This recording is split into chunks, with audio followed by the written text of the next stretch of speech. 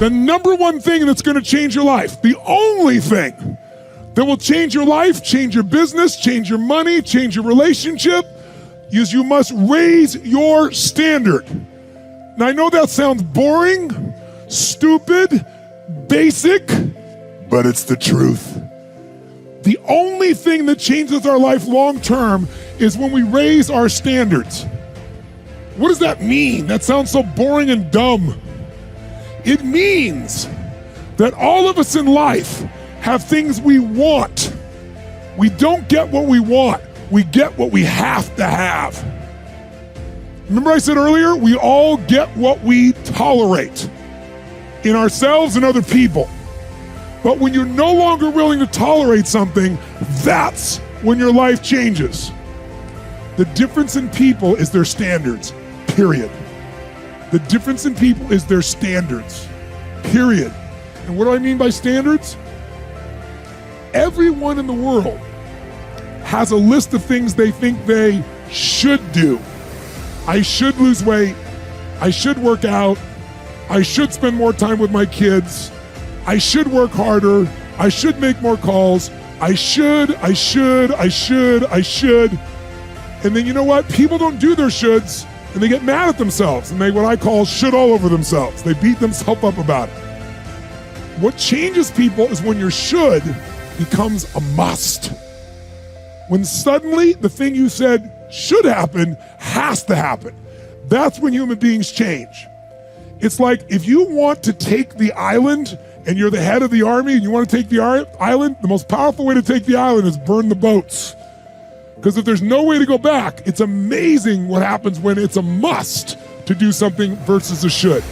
That's what makes human beings succeed. There is another level. The only reason you keep saying there isn't is you feel so exhausted about where you are.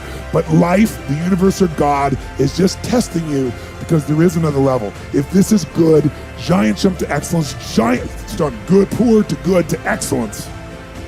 There's a level where all your dreams are realized. There's a level that you've always dreamed about. It is real. It has not gone away.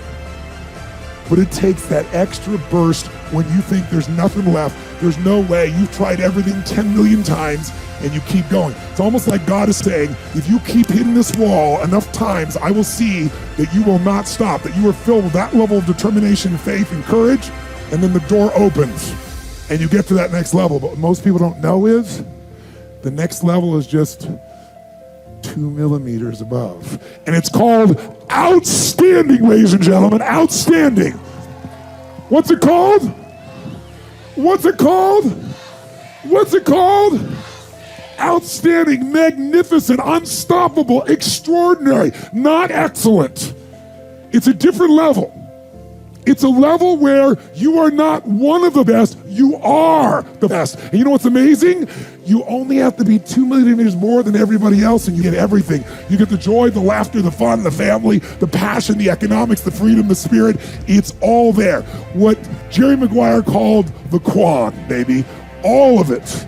And it's just 2 millimeters above, and most excellent people give up because they're exhausted. And there's some people who go, the harder I hit it, the more I hit it, sooner or later it's going down, I'm not stopping. And when you do that enough, it pops open. Failure is part of life. I mean, the difference for me though is I look at failure as a stepping stone to success. It's a speed bump. I know I'm gonna fail, but it's not failure if you learn something. And so, gosh, I've made so many mistakes, I've screwed so many things up, but every time I do, it just becomes a way for me to explain to someone else what it takes. You know, it's like, here's what I've done. I think I have the ability to influence people because I talk about my failures. I talk about all the things that mess me up, but I show people that I didn't let it stop me and you don't let it stop you. And I think that's really the secret in that area. And if everything you touch was successful, you probably wouldn't be able to relate to people as much. No, you'll be relate, and also it's be total bullshit. Right. And everyone knows it's bullshit. And also you'd be bored silly. I mean, think about it. If you just said, I want this and happen, I want this and happen, you know, people don't value what they don't fight for. You know, it's like you see kids sometimes, your parents will say, you're not going to value this if you don't work for it. And your kid going, I'll value it, just give it to me, right? But it's true. Yeah. You know, the things we've worked the hardest for, we value the most. So I think, you know, the purpose of a goal is not getting it anyway. The purpose of a goal, you know, is who you become. Who you become is going to make you happy or going to make you sad. So I'm not looking for an effortless approach. There's no such thing. The only way to deal with fear that I've found in my life is a couple ways. One of those ways is to turn it on itself and ask yourself, what am I afraid of? If I'm afraid of that, I gotta be more afraid of what I'm gonna miss out on, missing out on my mission, missing out on who I'm supposed to be, In other words, if you're not gonna get rid of fear, then use fear. Use fear or it uses you, it's that simple. So you gotta say, okay, what's the price if I just stay doing this? What's the price? I need to really get scared if I learn all this and I don't follow through. That's something to be scared about. And then that fear will get you over your fear. It'll push you through. Turn fear on itself. Second way you can do it is use what you've probably heard me say, because I've used it since I was 17, is my little rocking chair test, right? I'm gonna sit myself in my rocking chair, and I'm 85 years old, and looking back on my life, and I say, I didn't do this, or I did. If you find your passion, you're gonna have this tremendous energy. It's sustainable energy. But momentum requires you always do the next thing to keep the momentum going.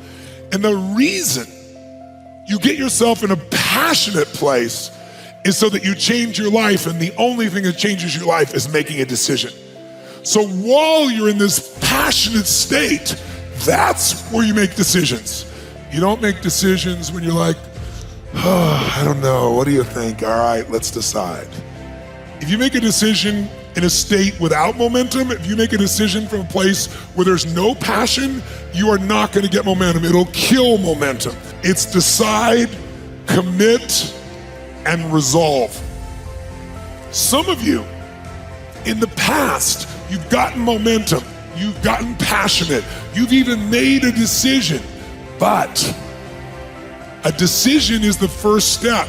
Decision is like a war. I gotta do this or that. All right, I'm gonna make myself do this. But commitment is when you now, after you've decided, you commit to do this for the long term. Whether it's hard or easy, doesn't matter. You're doing this. It takes it from this moment and it carries it into the future even when things are difficult. And the third state is resolve. Resolve means it's done.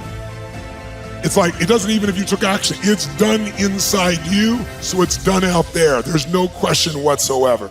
Then once you decide, the only way the commitment and the energy and the momentum continues is if you take immediate, massive what, my friends? Massive what?